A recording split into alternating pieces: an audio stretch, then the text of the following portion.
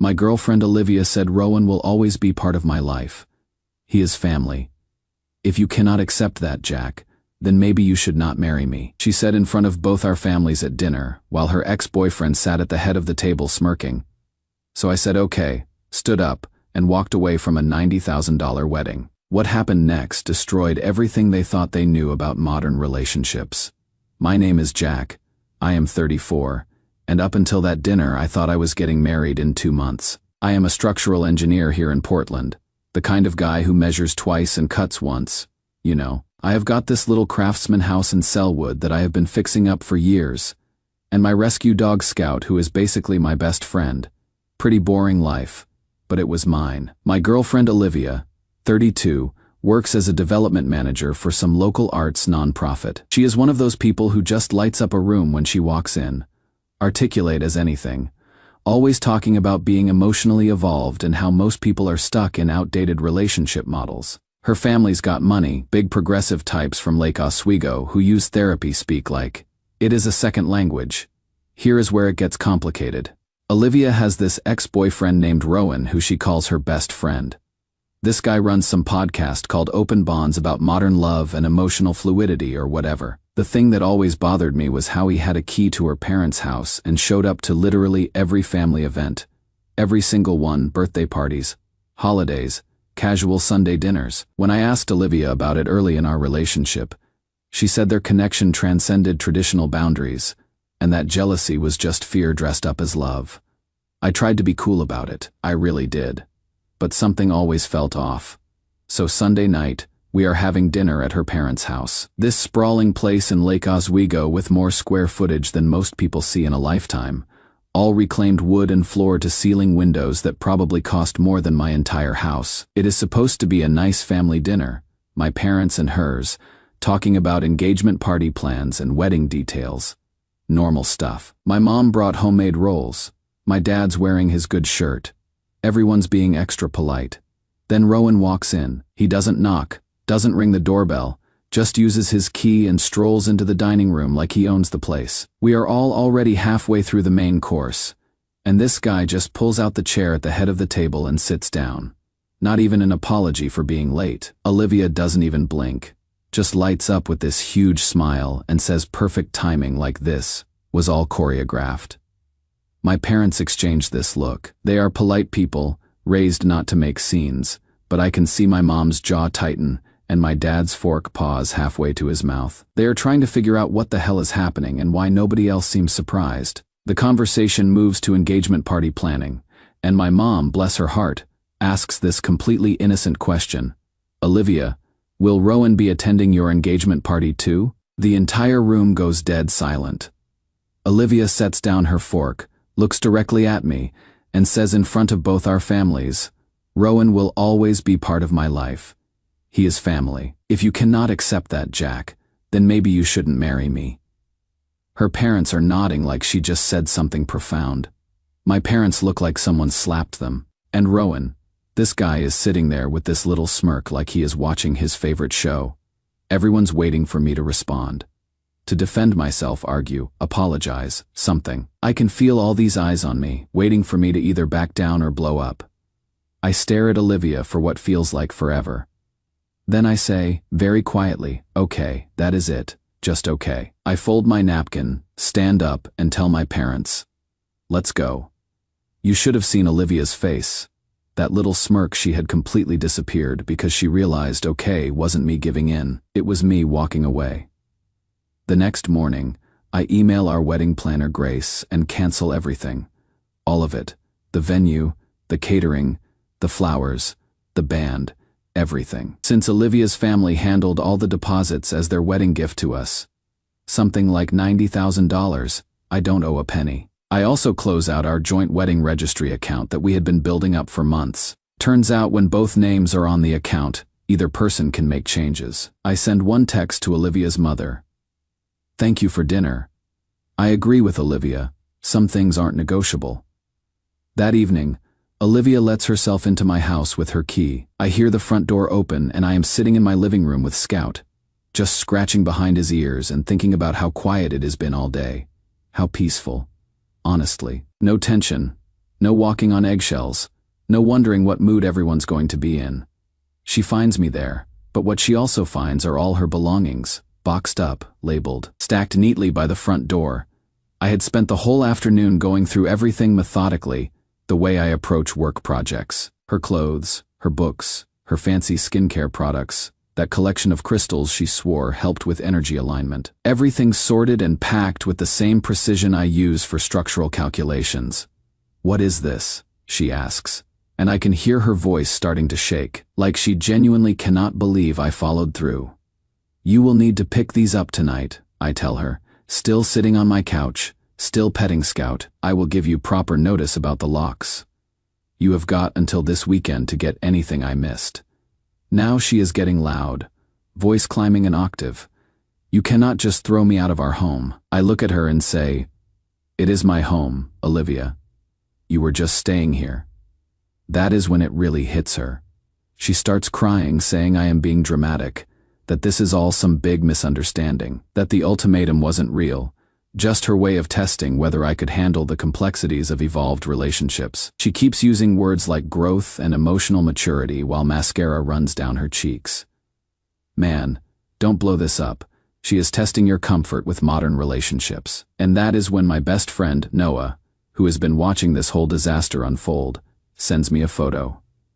It is from earlier that day. Rowan touring an apartment in the Pearl District with some woman from a leasing company. The application Noah managed to see listed two names, Rowan Pierce and Olivia Hart, CO tenants. So while I am sitting here thinking this was some impulsive ultimatum, they already had an apartment lined up. This wasn't a test of my comfort with modern relationships. This was always the plan. I sent one final message that night, to Grace the wedding planner, cancel everything. Permanently.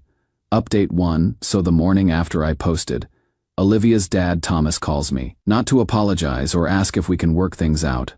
No. He is threatening to sue me for breach of promise, and demanding I reimburse them for the wedding deposits they lost when I canceled everything. I am standing in my kitchen listening to this guy who has probably paid more in therapy bills than I make in a year, and he is literally screaming about how I have financially damaged their family and that they have witnesses to my erratic behavior. Lucky for me, my neighbor Sharon is a civil attorney. When I tell her what happened, she just starts laughing, Jack. She says, "Olivia made that ultimatum in front of multiple witnesses. She basically dared you not to marry her. You are legally bulletproof. Thomas can threaten all he wants. They are out $90,000 and there is nothing they can do about it." But here is where it gets really twisted. Remember how Olivia and I had set up this wedding registry fund? We had been collecting money from friends and family for months, building up this account for our honeymoon and new home expenses. Olivia managed it since she was better with the financial planning stuff. Well, after Thomas threatened me, I decided to take a closer look at that account, and guess what I found? A $12,000 transfer to something called Open Bonds Media LLC, that is Rowan's company. When I confronted Olivia about it, she claimed it was for a creative collaboration, and that they were launching this co-living project about emotional evolution. She said it was going to be a documentary or something about modern relationship structures. That is when it hit me. She wasn't planning to live with Rowan after we got married as some kind of test or emotional experiment. She was planning to live with him, period. The marriage was just... I don't even know what the marriage was supposed to be for her. A cover story. A way to keep her parents happy while she did whatever she wanted. Yesterday, Olivia showed up at my house again.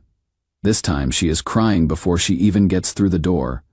Mascara already smeared, hands shaking as she tries to explain herself. She is saying it was all just a test, that she wanted to see if I could handle the reality of modern relationships, that she thought I would eventually understand what she was trying to build with Rowan.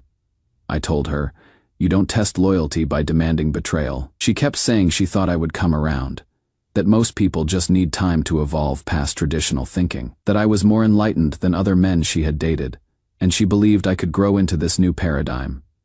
The way she said it, like she was doing me a favor by pushing my boundaries. "I do understand now," I said. "You never wanted a husband.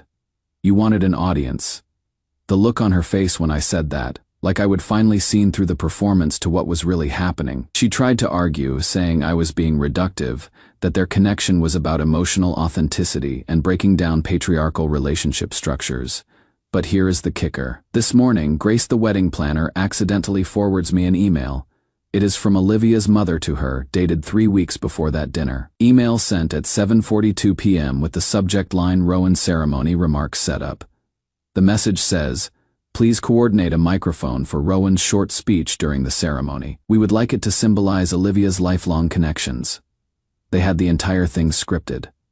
Rowan was going to give a speech at our wedding about how he had always be part of Olivia's life. This wasn't some impulsive ultimatum at dinner.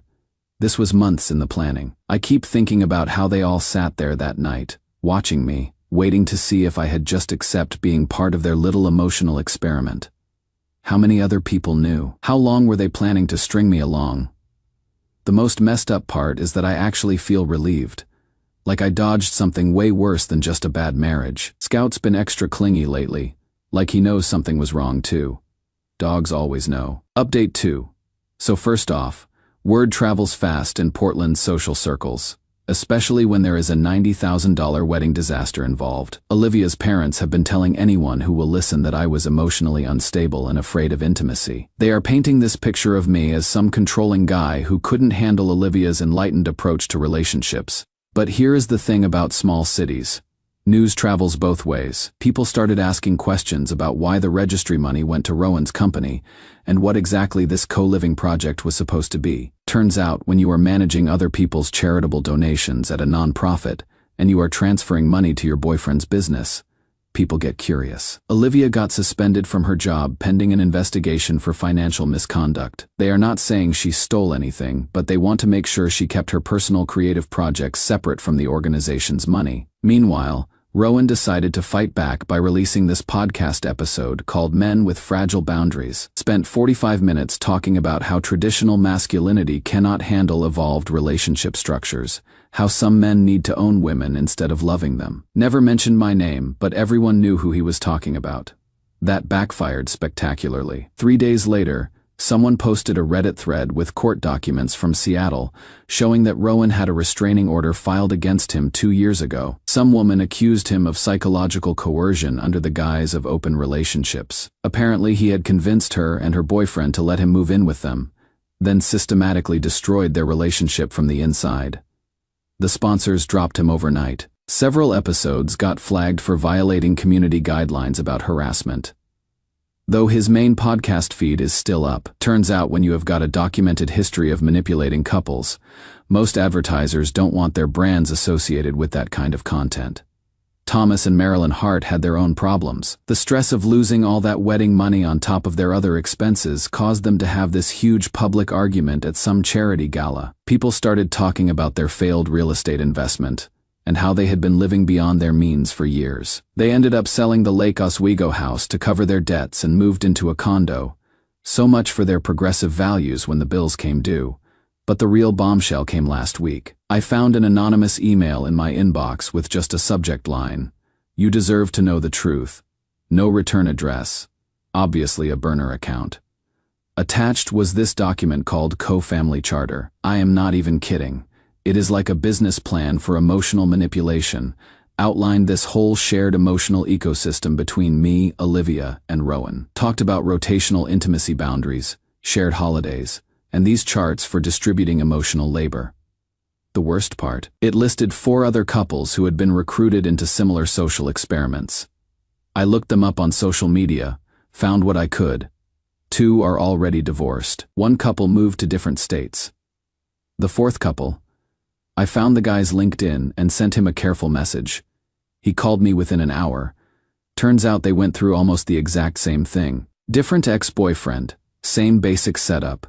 Meet the family, integrate the ex into their relationship, propose this enlightened approach to love and commitment, then slowly take over their lives. This guy said it took him 2 years to get his self-respect back. Yesterday, Olivia asked to meet me for closure. We met at this little coffee shop on Division Street. She looked tired, older somehow. The charismatic energy that used to fill up every room was just gone, she said, very quietly. "I thought you would come back. You always forgive people." I finished my coffee, looked at her one last time, and said, "I did come back, just to say goodbye properly." I stood up and walked away. She didn't call after me. I think she finally understood that okay really did mean okay. Final update based on the messages I have been getting. A lot of you wanted to know how this all turned out in the end. I debated whether to post this final update, but since so many of you have been checking in over the months, I figured I owed you the rest of the story. Plus, I think there is something important here about what happens after you walk away from toxicity. 10 months later, my life looks completely different. I sold the Selwood house and moved into this downtown loft near the river. Something about starting fresh in a space that didn't have any memories attached to it felt right. The place has these huge industrial windows that flood everything with natural light, exposed brick walls, and this view of the Willamette that changes throughout the day. Scout loves the new place. Bigger windows for his favorite pastime of people watching, better light for his afternoon naps, and there is a dog park right downstairs where he has become something of a local celebrity. The moving process itself was therapeutic, going through every possession, deciding what deserved space in my new life and what didn't. I kept my tools, my books, my furniture that actually meant something to me. I donated a surprising amount of stuff that I realized I had only kept because Olivia thought it looked sophisticated, or because her parents had commented on it approvingly. Work has been incredible. I am leading this major historic restoration project downtown, converting this 1920s bank building into mixed-use space, while preserving all the original architectural details. Last month, I won this industry award for innovative structural design, something about honoring historical integrity while creating modern functionality. The irony wasn't lost on me. Sometimes you have to go back to the foundation to build something that lasts. Funny how much clearer your thinking gets when you are not constantly questioning your own reality. My work has always been about structural integrity, understanding load-bearing elements versus decorative features. But I would completely lost that clarity in my personal life. Now I can see the difference between what actually supports a structure and what just looks pretty on the surface. I have been in therapy too, working through why I ignored so many red flags for so long. My therapist, this no-nonsense woman named Dr. Chen, helped me understand that when someone tells you your instincts are wrong often enough, you start to believe them. That when someone frames every boundary you try to set as fear-based or emotionally immature, you begin to question your own reality. It is like psychological erosion, wearing away your foundation bit by bit until you are not sure what is solid ground anymore. We have spent months unpacking how Olivia's family weaponized therapy language, how they used terms like growth and evolution to make me feel small for wanting basic respect in my relationship, how they turned my discomfort with Rowan's constant presence into evidence of my own limitations, rather than a reasonable response to boundary violations. Dr. Chen helped me realize that healthy relationships don't require you to constantly justify your comfort level, that emotional evolution shouldn't mean accepting treatment that makes you feel worse about yourself. Real growth happens when both people feel more secure and valued, not when one person has to disappear to make room for the other's authenticity. I am learning to trust myself again, to understand that boundaries aren't walls you build to keep people out. They are just the ground you stand on, the foundation that lets you know where you end and other people begin. When someone asks you to give up that foundation in the name of love or growth or enlightenment, they are not asking you to evolve. They are asking you to disappear. My parents have been incredible through all this. Mom still brings over her homemade rolls every Sunday, but now we eat them in my loft while Scout begs for scraps, and we talk about normal things. Dad helped me pick out furniture for the new place, and I caught him looking proud when I showed him the award certificate. They never once said I told you so, even though they clearly saw problems I was blind to. Noah's been a rock too.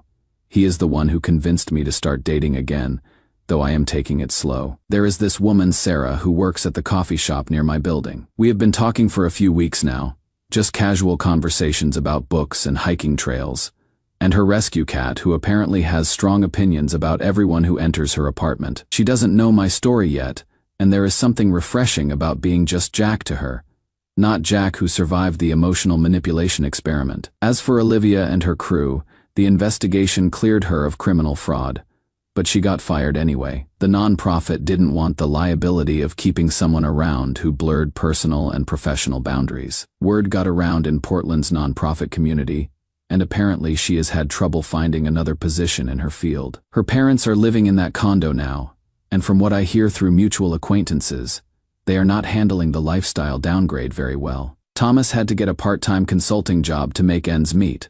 Turns out therapy speak doesn't pay the bills when your investments go bad. Rowan left Portland entirely, tried to rebrand in Arizona under some new podcast name called Authentic Connections, but it failed within months. Once word gets out about your methods, it is hard to find new victims. I heard from someone who knew someone that he is working at a wellness center now, leading communication workshops for couples. The thought of that guy giving relationship advice to vulnerable people makes my skin crawl. But I have learned I cannot save everyone from their own bad decisions. But here is the moment that really brought everything full circle. Last weekend I attended this charity art auction downtown with Sarah. Actually, we had been talking about supporting local artists, and she mentioned wanting to check it out. It felt good to be there with someone who wanted to be there, not someone who was calculating how the event would look on their social media or what connections they could make. And across the room, I see Olivia working as a volunteer server, pouring champagne for guests in this black uniform with the event organizer's logo. She looked older, more tired than I remembered. The charismatic energy that used to fill up every room was just gone. She was just another person doing a job trying to get by. Our eyes met for just a second. For that moment, her whole composed facade just cracked, and I saw pure regret flash across her face. Not regret about losing the money or the job or the social status. Regret about losing something real. Something she had thrown away for an experiment that was never going to work. I just nodded politely and turned back to my conversation with Sarah, who was asking me about the structural engineering challenges in the building we were standing in. No words needed between Olivia and me, no satisfaction required, no dramatic confrontation or final speech. Just acknowledgement that we both knew how this story ended. Later, as Sarah and I walked back to my loft, she asked if I knew the server who had been staring at us. I told her it was someone from my past, and she just nodded and started telling me about this amazing sculpture she would bid on. No interrogation, no demand for details, no attempt to analyze the emotional dynamics. Just acceptance and moving forward. Such a simple thing, but it reminded me what normal actually looks like. I keep thinking about that dinner 10 months ago, how everyone was waiting for me to fight or beg or compromise my way back into their good graces. How they expected me to defend my right to basic respect in my own relationship. But sometimes, the most powerful thing you can say is just okay. Sometimes walking away is the only response that preserves your dignity and your sanity. Some ultimatums don't destroy relationships.